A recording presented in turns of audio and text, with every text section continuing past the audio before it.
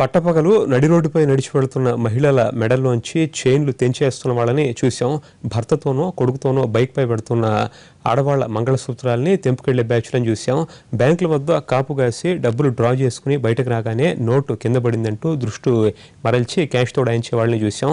కానీ డబ్బుతో కారులో వెళుతున్న ఒక మహిళని ఇంటి దాకా బైక్పై వెంబడించి ఇంటి గేట్ ముందు కారు ఆపాక రాయితో క్షణాల్లో అద్దాన్ని బద్దలు కొట్టి డబ్బు బ్యాగ్ తోడాయించే కేటుగాళ్ళని ఎక్కడా చూస్తుంటాం. అటువంటి దొంగతనాన్ని ఎక్కడ చూసి ఉంటాం. కానీ పంజాబ్లో సరిగ్గా ఇదే జరిగింది.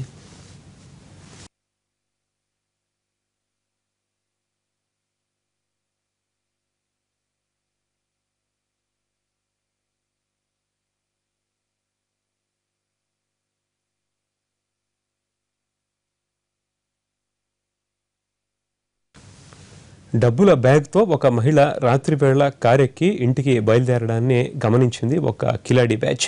అంతే, ఇద్దరు కుర్రాళ్ళు బైక్పై ఆ కార్ని వెంబడించారు. ఒకరు బైక్ నడిపిస్తుంటే మరొకడు రాయి చేత్తో పట్టుకుని అవకాశం కోసం ఎదురు చూస్తూ ఇద్దరు వెళ్లారు. రద్దీ రోడ్లపై ఎక్కడా చోరీకి ఛాన్స్ దొరకలేదు. కారులో మహిళ ఇంటి దాకా చేరుకున్నారు. ఇంట్లో వాళ్ళు గేట్ తీస్తే కార్ని పార్క్ చేద్దామని కారు ఆపారు. అయితే ఆ 4-5 క్షణాల్లోనే బైక్పై రాయి పట్టుకుని కూర్చున్నవాడు చెలరేగిపోయాడు.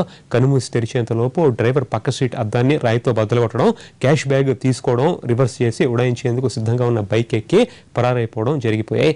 ఏం జరిగిందో అర్థం చేసుకుని డ్రైవింగ్ సీట్లో ఉన్న మహిళ కారు నుంచి దిగేలోపే ఈ కంత్రీగాళ్లు బ్యాగ్తో పారిపోయారు.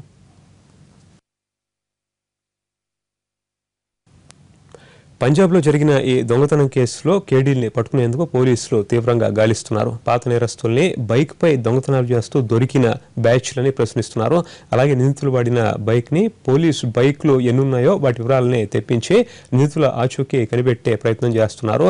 మరోవైపు కంత్రిగాళ్లు క్షణాల్లో దాడి చేయడం, అద్దాన్ని బద్దలుగొట్టి డబ్బు సంచితో ఉడాయించడం, దాడిలో రాయి తనకు కూడా బలంగా తగలడంతో బాధిత మహిళ ఇంకా షాక్ నుంచి తేరుకోలేకపోతున్నారు.